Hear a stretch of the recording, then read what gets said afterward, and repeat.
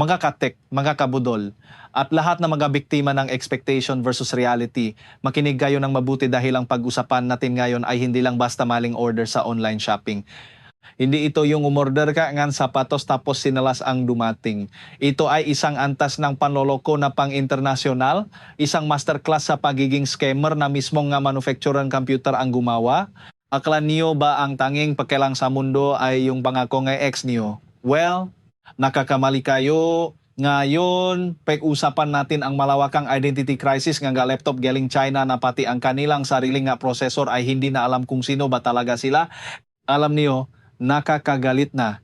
Hindi lang ito mismatch sa advertisement. Ito ay harap-harapang pambubudol. At kung akala niyo ay malala na yun, tekalang may mas matindi pa. Ang mismong data sa loop ng system ay kinalikot ng manufacturer. Ibig sabihin, kahit ikaw pa ang pinakamatalinong ite sa barangay niyo, kapag ginamit mo ang laptop na ito sa normal na paraan, hindi mo mahahalata na niloloko ka na pala. Parang yung katrabaho mong plastic sa harap mo ang bait-bait, pero sa loop, sinasaksa ka na sa likod. Maraming testing tools ang sumuko rito. Lahat ng resultang lumalabas sa screen, nagsasabing high-spec ang processor mo. Wow, Ryzen 7000 series. Napakabilis. Yun pala, sa ilalim ng hood, ang makina mo ay pang tricycle lang. Kamakailan lang sumabog ang balita tungkol sa malawakang falsifikasyon nga laptop sa China at kumalat na ito sa buong mundo. Ang video nagreklamo sa duyin ang bersyon nila ng TikTok ay parang bahan na hindi humuhupa. Pinupuna nila ang systemic fraud at ang garapalang pakikialam nga kumpanya sa official data. Kumbaga, kung sa exam ito, hindi lang sila nanggodigo, pinalitan nila ang buong answer key at pati panggalan ng teacher, ninakaw nila. Ngayon, nagkakagulo na ang laptop community. Kung ako sa inyo, tingnan niyo na ang mga laptop niyo bago pa maging huli ang lahat. Baka ang akala mong Ferrari, may makina pala ng karaoke machine. Ang masama pa rito, hindi lang isang brand ang sangkot. Pagkatapos mabuko ang isa, sumunod na ang iba. Nede skulle bringe kumagamit na Ryzen 5 500 processor per pinakmumukhang Ryzen 5 430U. Gamit ang parehong magic trick o cosmetic surgery sa software na itatago nila ang katotohanan. At ang pinaka-outrageous sa lahat, halos lahat ng mga modelong ito ay gawa ng iisang kumpanya sa Shenzhen. Sa mundo energetic, ang ODM o Original Design Manufacturers ang dapat na may pananagutan sa pagiging totoong produkto. Sila ang nagluluto, sila ang natitimpla, kaya kung panis ang pagkain, sila ang dapat sisihin.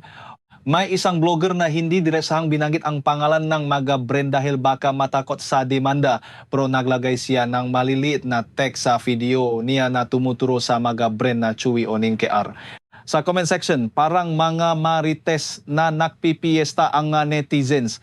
Sabi nga isa, may isang kumpanya lang sa bansa na kayang gawin to. Hindi marunong gumawa ng CPU pero expert sa pagpeke. Walang teknolohiya. Pero master sa pagbebenta. Ang iba naman tinatawag itong religious products, kumbaga kailangan mo ngang matinding pananampalataya para maniwala na totoo ang specs nito. May mga diretsahan pang nagsasabi na ang Shenzhen-based ODM na ito ay malapit na partner ng Huawei. At dahil dito, baka madamay at malugi ng malaki ang Huawei. Parang teleserye lang, di ba? Punong-puno ang betrayal at plot twist na simula ang kontrobersiya sa brand na Chewy. Sikat ang Chewy sa pagbebenta ng laptop na spec heavy, pero presyong kaibigan. Isa sa mga bestseller nila, ang Corvo X, ay ipinangalandakan na may AMD Ryzen 5 74000U processor. Sa papel, ang chip na ito ay bahagi ng Ryzen 7000 series. Kumbaga, ito ang itboy ng mga processor kayang-kaya ang office tasks, multitasking, at pati light creative work. Binance ito sa loob at labas ng China. Pero ang foreign users ang unang nakapansin na may something fishy. Maraming reklamo sa forums na ang bagong bili nilang laptop ay parang pagongkong kumilos. May mga nag-report na pagkatapos magbukas ng ilang tab sa browser, naglalag na ang system. Ang video editing halos imposibleng gawin. Kahit ang simplang pag-type sa Word, may delay pa. Parang yung internet connection natin kapag umulan nakaka-stress dahil sa dumaraming duda, nakuha nito ang atensyon ng tech media. Ang sikat na European review organization na Notebook, check ay nagbasyang mag-imbestiga. Hindi sila naniwala sa sabi-sabi. Gusto nilang resibo. Bumili sila nga brand new Corebook X at isinalang sa matinding testing. Noong una, parang normal lang ang lahat. Sa interface ng system, nakasulat Ryzen 5 7430U. Sa Windows Device Info, 7430U. Kahit ang CPU-Z na isang professional diagnostic tool ay nauto rin. Sabi ng software, 7,430 unga ito, promise. Pero dito na pumasok ang CSI moment, binaklas nila ang laptop at nung mabuksan na ang loop, tumambat ang katotohanan. Ang processor na kani na panausasabi sususin na 430 siya ay may open code na 2375. Ang open code na ito ay parang national ID ng isang chip. Nung i-verify nila ito sa official website ng AMD, lumabas ang tunay na kulay. Ito ay isang Ryzen 5 5500U. Isang chip na inilabas pa noong 2021. Para itong kumuha ka ng passport, nakasulat 18 years old ka. Pero nung tiningnan ang birth certificate, 40 years old ka na pala at may 3 apo. Ang 7430U ay bago, mabilis at maganda ang architecture. Ang 5,500 una man ay luma na parang relic na galing sa museum. Para sa mayuza, ang pagkakaibang ito ay nangangahulugan ng mas mahinang multitasking, mabagal na graphic at hindi smooth na karanasan. Noong hinarap ang Chewy sa ebidensya, imbes na huminging tawat, nakala politiko sila. Sinubukan nilang i-downplay ang issue. Sabi nila baka dahil daw sa different production batches o kaya uncontrolled inventory circulation. Ang labo, di ba? Parang sinabi nilang, aksidenteng naisama yung bulok na saging sa export quality. Siyempre, hindi naniwala ang notebook check. Ang matindi pa, tinakot daw sila ngang Chewy na tatanggalin ang report dahil sinisira nito ang reputation ng brand at may kasama pang bantangang legal action. Wow, ha! Sila na nga ang nanggagago, sila pa ang galit. Parang yung magnanakaw na nagagalit kapag tinawag mong magnanaka. Imbas na tumahimik ang notebook check, lalo silang nanggigil. Sabi nila, ganun ha? Sige, itutuloy namin ang investigasyon. Naduda sila na kung simpleng inventory issue lang ito, bakit kailangang takutin ang media? Kaya bumili sila ng isa pang mas mahal na model, ang Corebook Plus, mula sa isang parehong scam, ibang packaging lang. Ang label sa box, 7430U. Ang sticker sa laptop, Ryzen 7000 series. Pero noong binaklas, tinanggal ang fan, CPU heatsink, at pinunasan ang thermal paste. Lumabas ulit ang OPN code na 1000,000,375. Ang paboritong kanta nila, Ryzen 5 5500U Strike again. Para sa kaalaman ng lahat, ang totong OPN code ng 7430U dapat ay 1000,600,1471. Ang layo, di ba? Kahit parehong Ryzen 5, langit at lupa ang pagkakaiba sa performance. Ang 7430U ay Zen 3 architecture, may 16MB na L3 cache at mabilis ang takbo. Ang 5500U naman ay Zen 2 lang, 8MB lang ang cache at mas mabagal ang frequency. Sa madaling salita, ang performance gap nila ay nasa 20%. Ibig sabihin, ninakawan ka nga 20% nga binayaran mo. Parang bumili ka ng 1 kilong bigas, pero 800 grams lang ang laman dahil may kasamang bato sa ilalim. Ang insidenteng ito ay nagpapakita ang isang malaking problema. Kahit gaano ka pakateki, kaya ka pa ring lokohin ng software. Ang pagbabasa ang CPU parameter sa software ay pwedeng manipulahin sa firmware level. Ibig sabihin, kailangang maging mekaniko ka muna bago mo malaman kung totoo ang binili mo. At hindi ito accidental mistake. Ang Corebook X at Corebook Plus ay may makaibang motherboard. Hindi pwedeng makaroon kang parehong error sa dalawang makaibang disenyo. Sinadya ito, planado, isang organisadong krimen laban sa mga consumer. Bakit nila ito ginagawa? Simple lang, para lang yan. Sabi nga industry insiders, kung ang laptop na ito ay talagang may 7030U, 16GB RAM at 512GB SSD, ang presyong 535 ay wala masyadong laban sa US market. Pero kung papalitan mo ang processor ng mas murang 5500U, lilit ang gastos mo sa manufacturing at lalaki ang kita mo. Galing, di ba? Sa ganitong paraan nakaka-attract sila ng mga price-sensitive na buyers, yung mga nakahanap ng mura pero magandang specs. Pero sa huli, nasira nila ang tiwala ng tao. At kapang tiwala ang nawala, mahirap na itong ibalik kahit pagaano karaming thermal paste ang ipahit mo. Hindi lang Chewy ang sabit, lumabas din ang branda ng Care, ganun din ang modus operandi nila. Lahat ng ito ay tinuturo sa isang ODM manufacturer sa Shenzhen, ang Shenzhen Edo Information Co. Limited. Sila ang gutag sa likod nege operasyong ito. Ang ODM ang gumagawa ang lahat design, development at manufacturing. Ang doon sa tiga tier na brands, tinititikan lang ang pangalan nila sa produkto at bentana. Sinasabing naksimula ang malawakang lokohang ito noong huling bahagi ng 2025. Pati ang developer ng CPU-Z nagulat. Ipinaliwanag niya ng ginawa ng ODM na ito ay binago ang processor name string PNS sa pamamagitan ng BIOS. Dahil ang Windows at ibang tools ay doon lang nagbabasa, nalinlang ang lahat, pero ang CPU ID mismo hindi pwedeng baguhin. Doon sila nahuli. Kumbaga, pinalitan mo ang balat ng ahas pero ang DNA niya ahas pa rin. Nung lumabas ang balita, biglang nag-delete ang mga posts, ang mga brands na ito, tinanggal ang mga 7,430 use sa mga websites nila. Parang mga daga na nagtatago nung sumindi ang ilaw. Sabi ng analyst, imposibleng walang alam ang mga brands na ito. Biktima lang daw sila. Sus! Kwento nyo sa pagong. At ang Shenzhen-based ODM na ito, malakas daw ang kapit. Importante silang partner ng Huawei, kaya siguro ang lakas ng lube nilang manloko.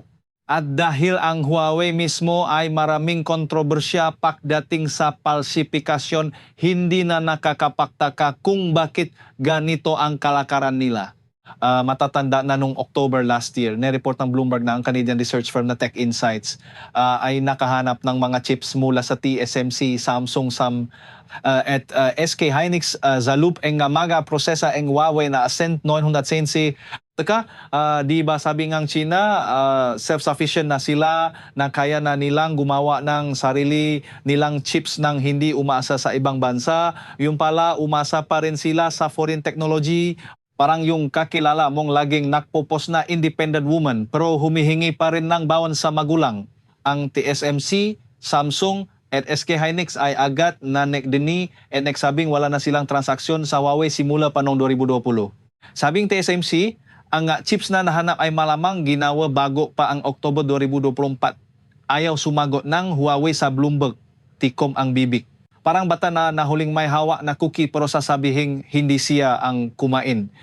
Ang skandal na ito sa laptop industry ay sumasalamin sa hirap na dinaranas ng manufacturing sector sa China ngayon. Gusto nilang maging top tier pero ang development ng high-end chips ay hindi makabot sa expectations. So, tapo ang mga ampor channel ay inihigbitan pa ng ibang bansa.